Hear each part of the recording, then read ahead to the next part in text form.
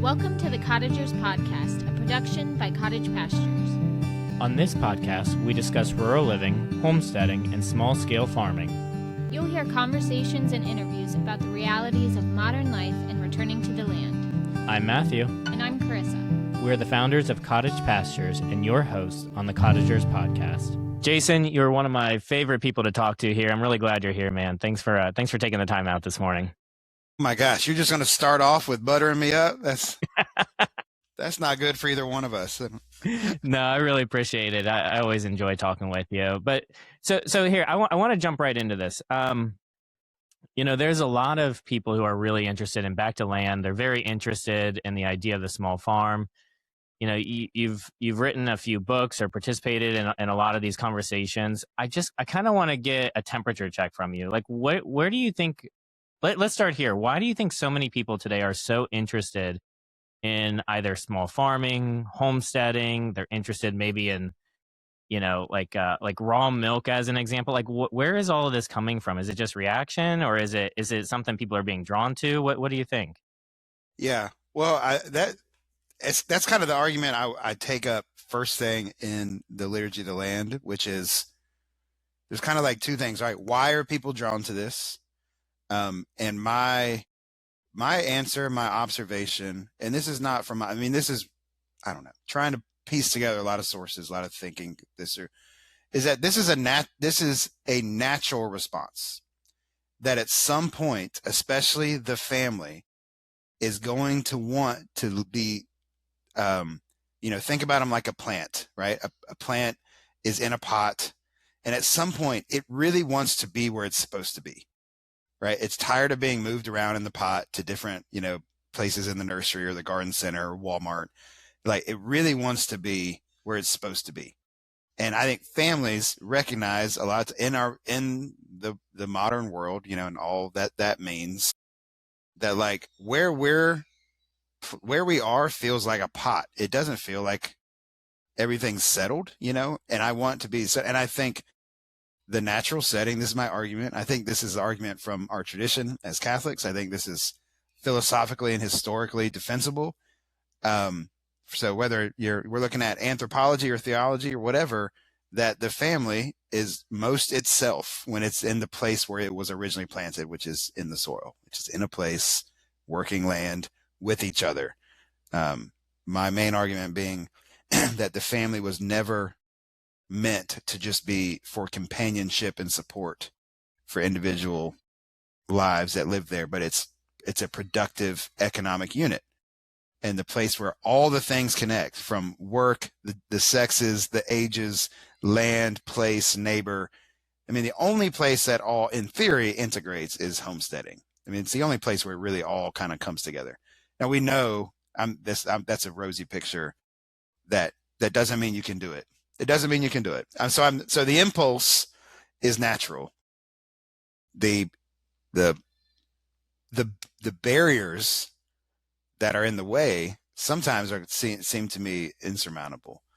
But and then in the book is this a reaction? I'm like, well, yeah, of course, in some ways.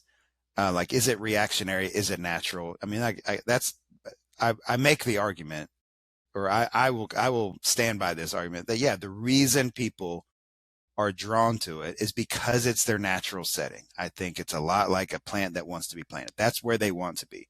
If they can get there, should they try that? Is it feasible? Is it realistic for their family, where they live, their state in life, their vocation? That's a whole nother series of questions, but that's why people want to do it. So I think the temperature check, if I'm thinking through the long histories and ebbs and flows of these things coming and going, and we're mostly talking from my perspective on, things on the internet. I don't, it's hard to know what the real what's actually happening.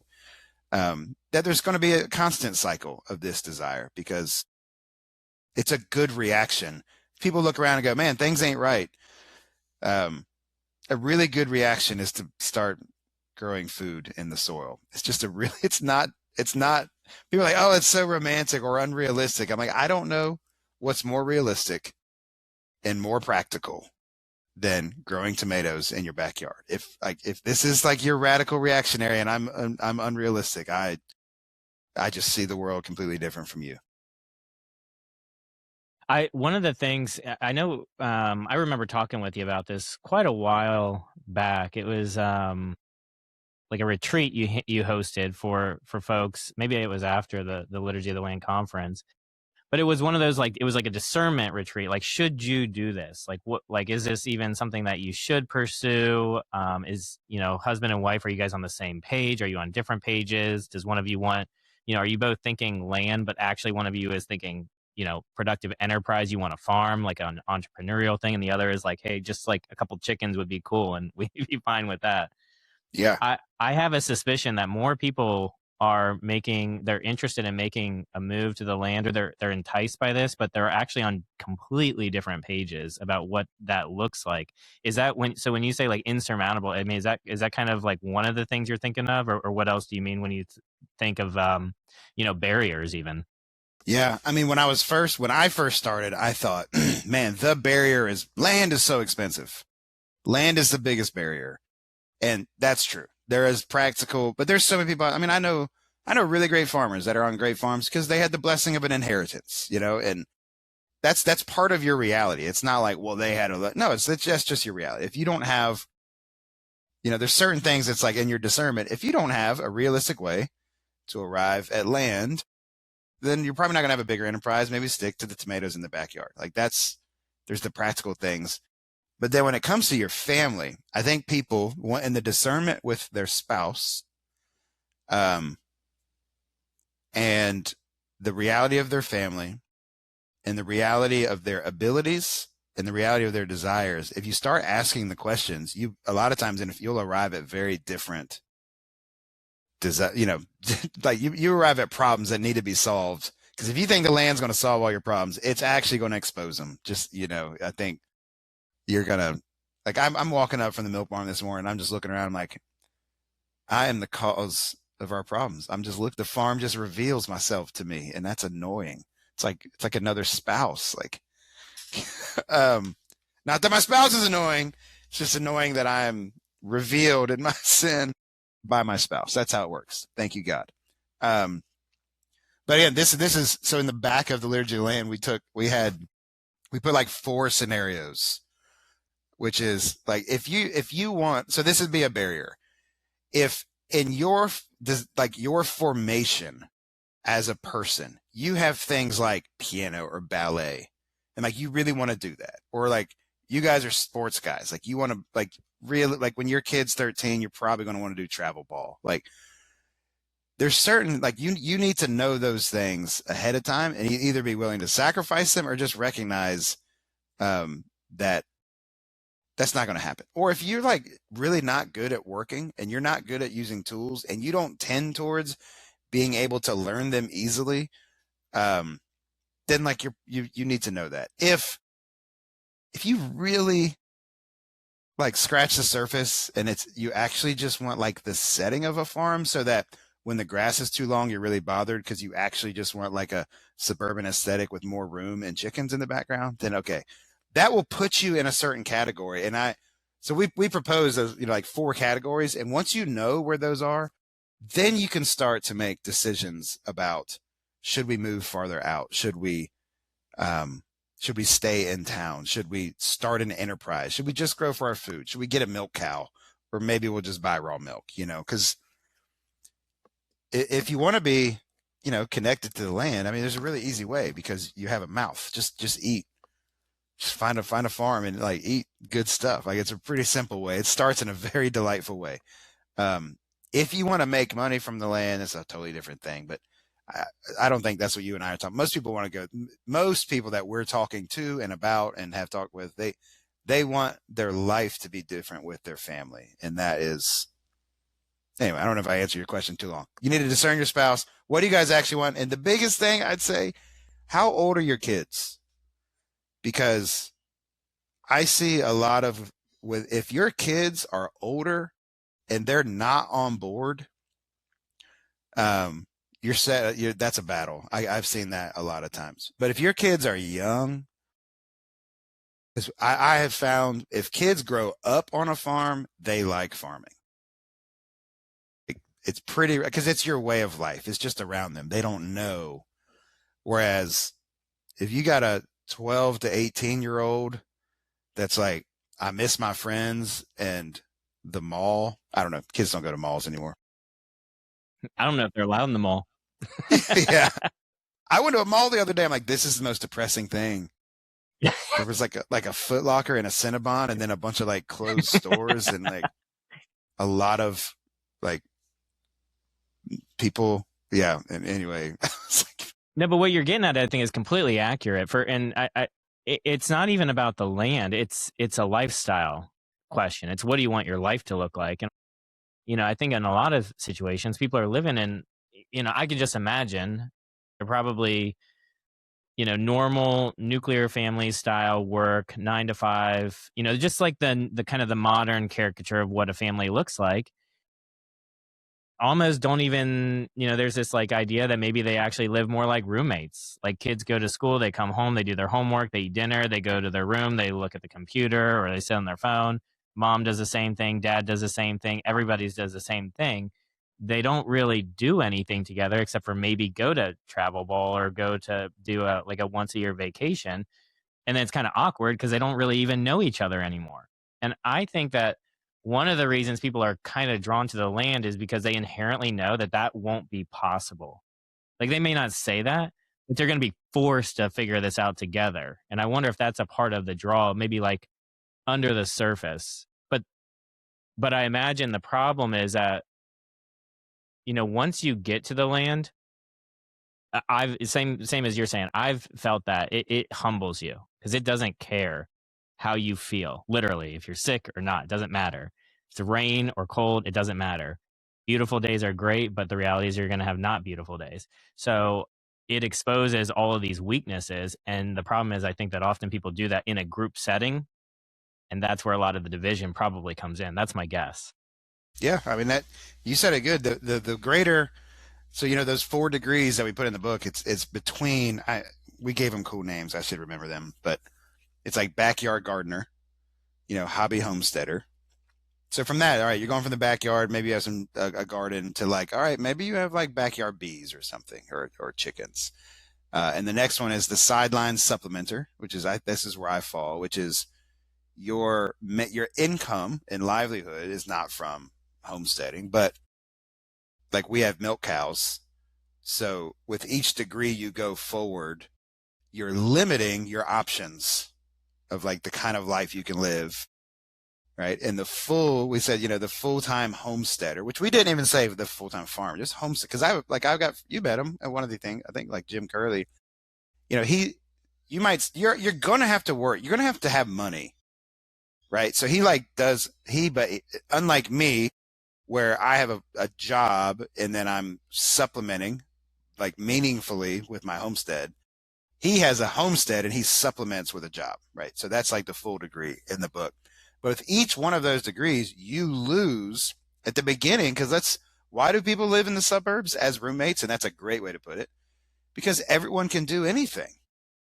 And the more your farm is actually productive, and it binds you to it more and more. So the further in you go, the more all those options get restricted. And if you're like, yes, that's why I want to do this, I want my options restricted, then you're on the right track. And you need to know, like, you know what? No, actually, I'm like I really like traveling, and I want to be. Yeah, just admit it. You're a little more bougie. It's okay, and that's what you want. Well, then just have your backyard garden, and do the easy job like garlic. Just kidding, but just recognize you're going to restrict yourself. I guess that's you put it that it's a good thing. No, I think it's fair though. I was saying something to someone the other day. I was like, look, I spend so much time out here on this farm and building up the homestead. I'm trying to grow like the majority of my family's food. Like I'm building something here. I don't want to leave.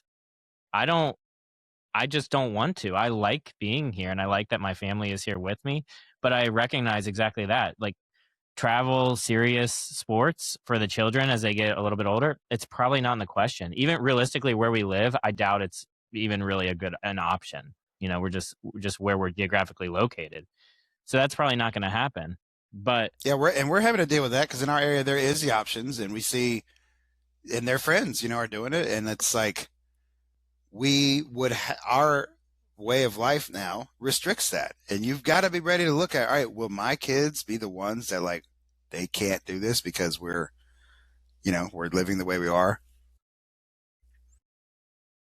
Yeah, I've also come to you just said like I don't want to go anywhere. I think that's actually getting towards like that. We're talking about leaving for the day or the weekend or something.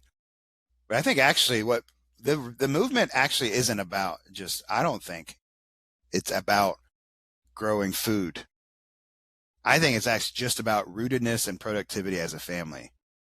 Because, I had this guy here the other day, or it was yesterday, and he Daniel Paternos, and he led a Supra, which is this like ceremonial, like part dinner party, part drinking game that the Georgians from the country Georgia have been doing, for like 1500 years. It's this beautiful culture. Like everyone, like no matter how it sounds to you right now, you're wrong. It's better than you even think. And if you're skeptical, it's because you're dumb. And you're inexperienced, because it was awesome. And people ask him all the time, why don't we have this kind of culture, this humanity, the joy, like, how do we have culture? He says, well, you start a village and you stay there for 300 years.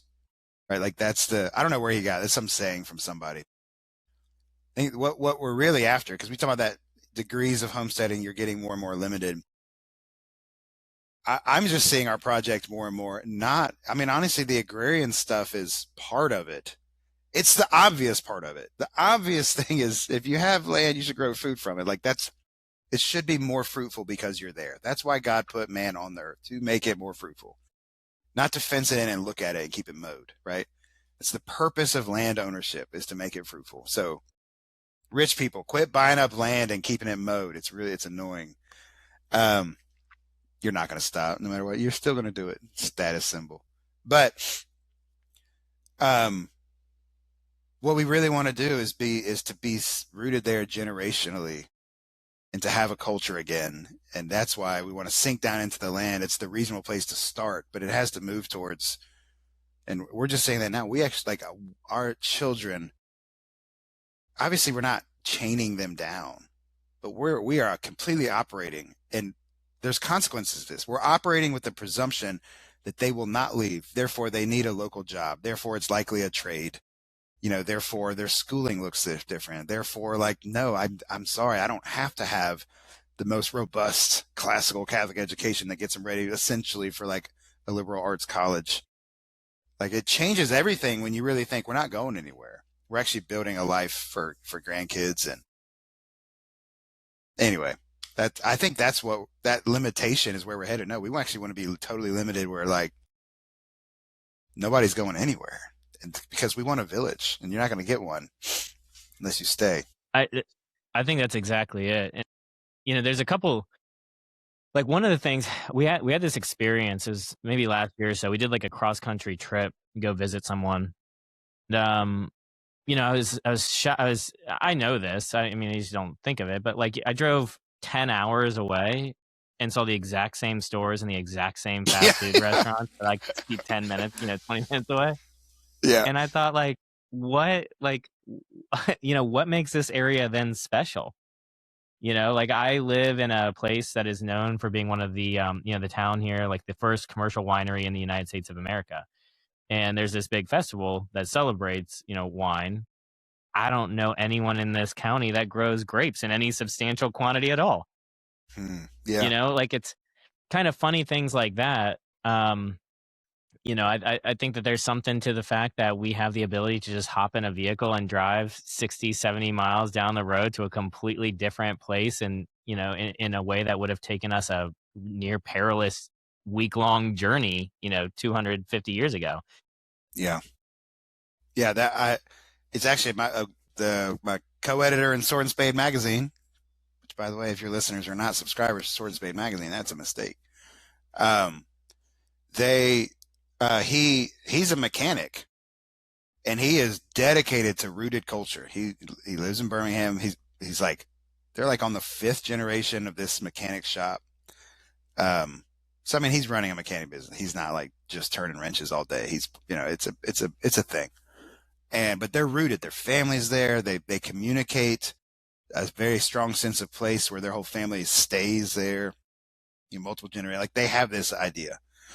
But obviously he makes his living off cars, but he's like, no, it is the car that makes culture impossible, and creates, illusions of closeness.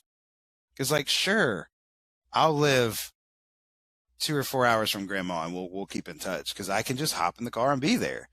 And I mean, if you're in an airplane, you look down, you see these neighborhoods, like you see a suburb and like how ugly it looks from the air, how it's like this like cookie cutter thing. And like, we can make fun, but it's all possible and dependent on that little driveway in the front. That is like their, picture like the Jetsons. That's like like you go to wherever, you could be anywhere. You could be anywhere. You hop in that car, and if you got enough income and gas and time, you can go anywhere. And it creates, so it just, according to him, and he had this experience because we went to we have this summer ranch, Fraterna Summer Ranch, and you don't have a car. You just walk everywhere.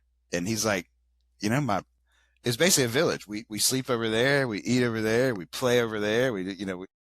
And you walk everywhere. You kind of like live as a human for a week. And he's like, man, that's his observations. But cars, and I mean, again, people are like, oh, well, you going to give up your car? No, I'm sorry. I'm stuck with my car. Maybe I'm not heroic enough, or you call me a hypocrite, but hypocrisy proves the power of the idea and the weakness of the person. Okay. So I'm the weak link. It's not, that's not true.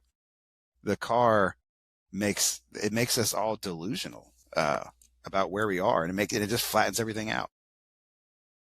Well, in some ways, I think the same thing too, because I'm a huge proponent of the local farm and the local village idea. But then, the practicality of it is that, frankly, society has been neutered from the skills and the makeup that would make this happen. We're talking about something that literally takes generations to build, and then it takes, it's the whole idea of like, it takes 50 years to grow a tree, and it takes an afternoon to cut it down.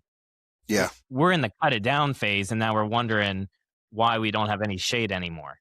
Well, now we're going to have to regrow the tree. It's going to take some time. I think, I think the part of it, so that the two things that keep us, like, why don't we have Catholic villages and stuff? I'm like, all right, there's two things. Absolutely. One is impatience. Just like you said, you want to be able to show up. You want to watch a YouTube video that says 50 great small towns for Catholics. You want to move there.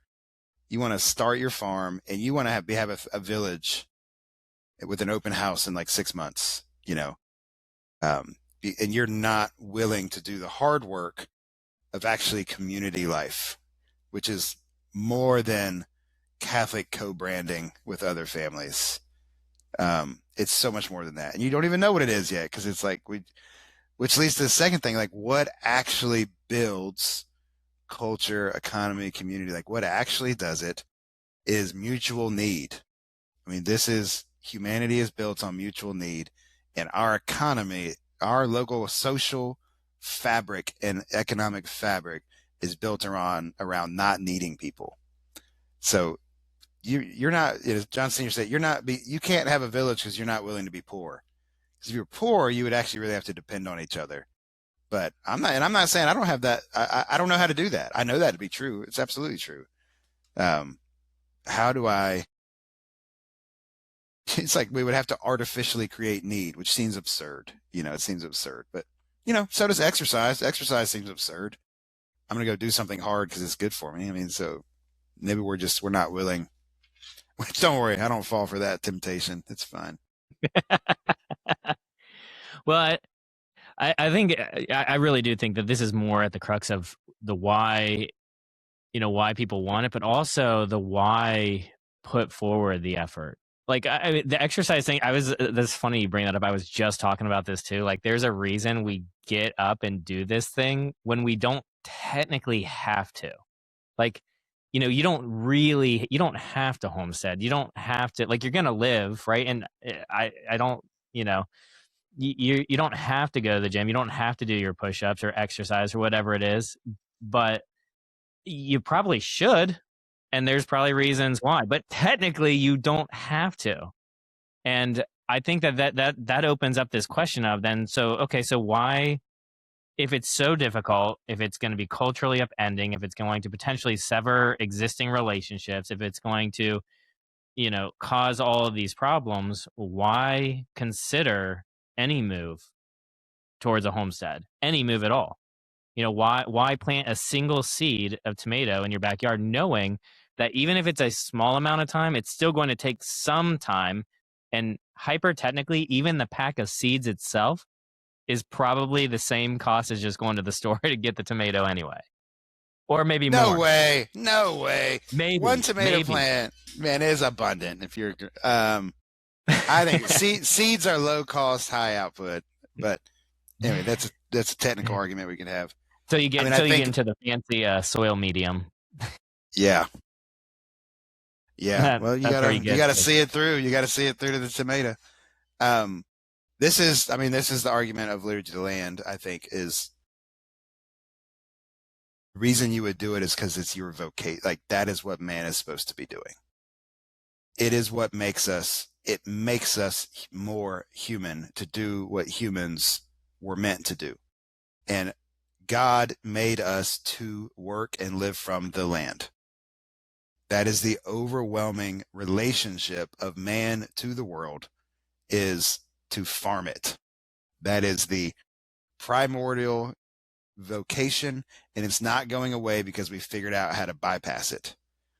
I think I could ask, I don't technically have to kiss my wife either, but I'm gonna. I think the simple answer is, I want to be careful because it'll make you happy. It's like a lot of people get up really unhappy homesteading.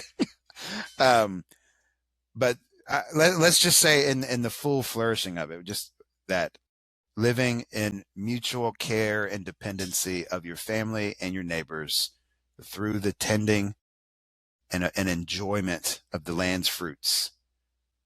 Even when I articulate it that way, that's true. We know that's true. And that we live in a world that makes that hard to do. It shows our hardness of heart and our unnatural imagination. So we're the problem. And then also just sort of, for lack of better words, social, cultural structure. The fact that we have made that difficult to do is a certain form of evil. Sure. So let's say, maybe we can kind of close up on something just very practical. Let's say, it all sounds great, completely bought in, but we're living in an apartment with our kids, or we're living in a suburb, and realistically, like, it's not going to happen. Like, we're not going to leave the house. We're not moving anytime soon. What can someone practically do now, that they don't have to plan or make a dramatic life shift? Like, how can they make just an inch of movement towards, involving themselves more in the land? What advice do you give someone? Well, you just talked them out of the tomato seed, man. That could have been the first thing they were doing. I think the tomato is. I actually think that's probably one of the best. But there's others out there. Yeah, there's some things you plant. I'm like, I think I just dug up as many potatoes as I put in the ground. Had that experience. Well, I hate to sound self-serving, but Liturgy of the Land is a helpful book. I mean that because we wrote it for, Tommy and I laid out sort of like the conversion that is needed from you if you want to do this, and then the degrees that you could inch towards it. So I think having the conversation, but everyone, you need work to come to your home.